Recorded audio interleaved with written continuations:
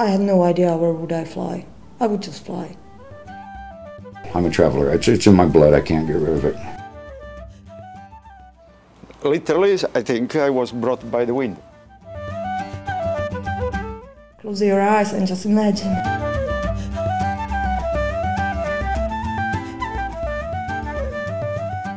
The Dingle Peninsula is the greatest westerly extension of mainland Ireland, which is now a popular destination for tourists all over the world, yet for many years stood in the shadows of the popular Ring of Kerry.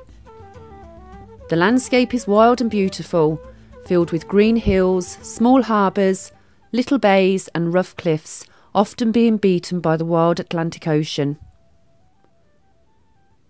At the remotest tip, the land disperses into a sprinkle of vivid islands known as the Blaskets, which until 1953 had a small number of inhabitants.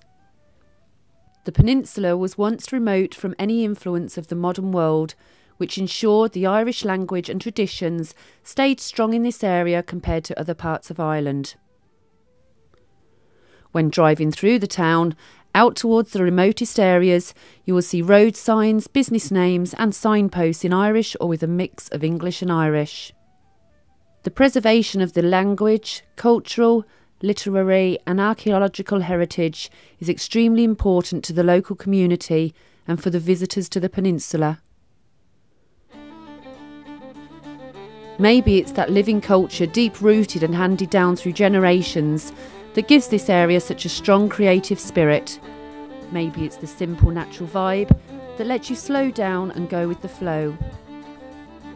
Whatever it is, the Dingle Peninsula inspires, it connects, it catches the heart off guard and it stays with you. Over the years, the Dingle Peninsula has become a mixture of residents who were born and raised here, along with many who have travelled from other countries to make it their home.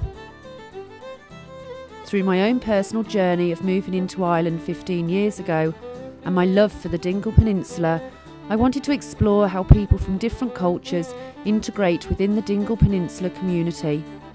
I also wanted to investigate their reasons for choosing this location and how important it is to belong. Throughout this programme you will hear people from countries such as America, the Czech Republic, Switzerland, Italy and Denmark, who will talk about their backgrounds right up to their living experience within the Dingle Peninsula. There will be other Irish people from various parts of Ireland who have their own experiences of living within the peninsula. Local residents will also share their experiences of mixing with these people who have chosen to stay here.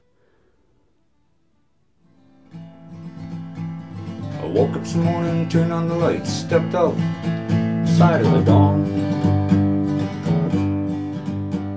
Yeah, I was born into a divorced family and 3 young kids, single mother, getting money from the church to survive. And then later I ended up in boys' home for 3 years in foster homes because my mother had a nervous breakdown. And none of the family would take care of us. So I'm the last member of the family, immediate family, you know. I've got 3 daughters and 5 grandchildren. Yeah, my mother and I were like friends. I called her Mana. Well, she didn't call me son. So yeah, she called me Larry. I called her Mana, basically all my life, you know. And she gave me my first joint.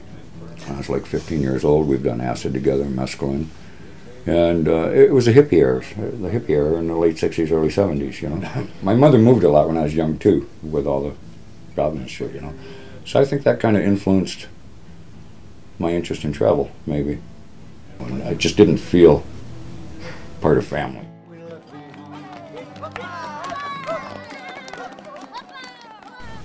Like my parents are Hungarian, no? They moved into Czech Republic. I born in Czech Republic, yeah. Grew up there. I'm a strong person who go through, you know.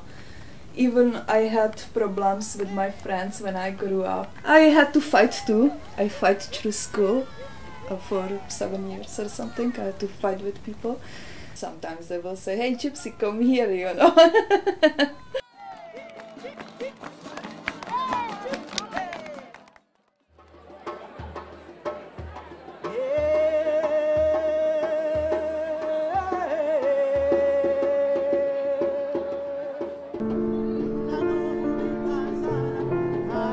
I do want to live African, but I had to. At that time in my life, it was very difficult living there, and I was afraid of anything that could happen to me. I'm afraid of being deported because running away to come live in a safe place is my main reason for coming here. If it was not for belong to, I've been living a very depressed life. Past experiences for Larry Johnson from America, Gabriella John Savannah in the Czech Republic and Sam from Uganda were often challenging and were strong reasons to move somewhere new. However, some people moved here for love. Urs Wenck came from Switzerland and moved to Ireland 10 years ago to be with his Irish wife. Lisbeth McCalhy also moved from her country in Denmark to be with her Irish husband Louis.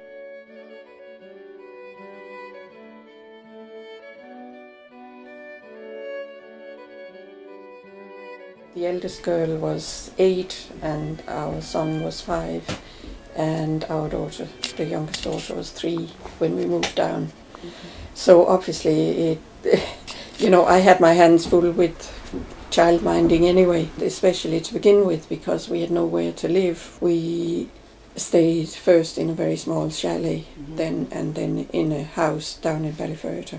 It took a long number of years for me to feel that belonging, and while I've always loved living here, certainly initially it was quite a culture shock for me to move to West Kerry, because I was used to socialising from Denmark, socialising in the home, and you would be socialising with your partner.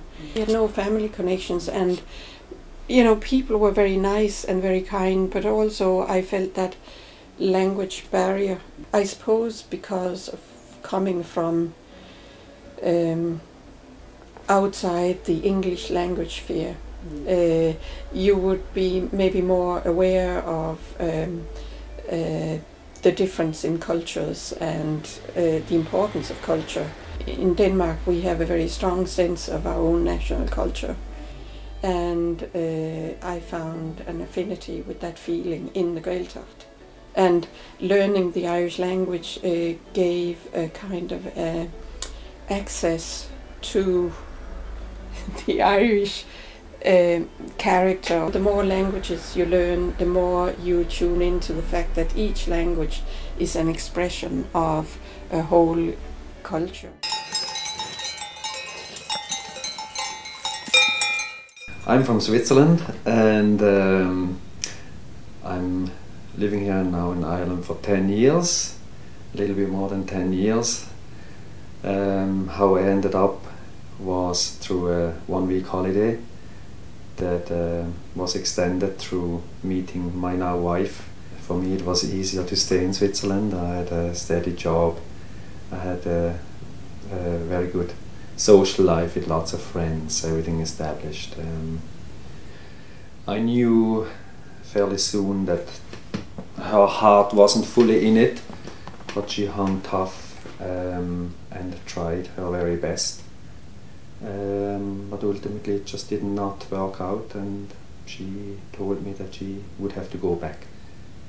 She's missing the land and the family and the social life, just how people are here in Ireland, and I understood, and I packed my stuff, came over here. Did not think much really, to be honest. Just brought my couple of drums and started off with what I'm doing now, making music, teaching, drumming, facilitating drumming sessions and so on.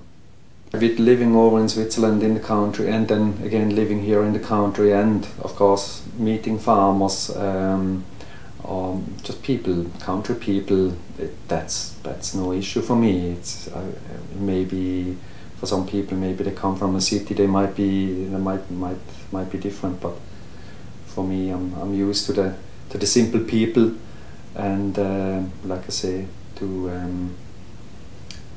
doing work with land and I can't remember, even as a boy or in my childhood, I can't not have remember any association with Ireland. Ireland was just an island somewhere kind of north, and all you know about it is that it is raining a lot and there's a lot of pubs. It's really these cliches. I really not know the people in the country, and it's just these few images that you would have, and even maybe some book that you might have seen at the neighbours up in the bookshelf about Ireland, and the front page would be maybe a picture of two girls with red hair and some kind of a cliff with the sea in the background and the sheep maybe. That's about it. Before I ever came here, I really associated that I did not know really. I did not know the country at all. My wife was the reason to be here and to try. Even though I like Ireland and I like the people and all that, but that wouldn't have been enough. So being with somebody from here, that was and still is the main motivation, especially now with having a child. This is where I belong to now. I have my family and my roots here now. Boy, or in my childhood, I can't not have remember any association with Ireland. Ireland was just an island somewhere kind of north, and all you know about it is that it is raining a lot and there's a lot of pubs. It's really these cliches, and you just knew that they are kind of jolly and like party and communities, society, social, that are sociable and all that. That's known, but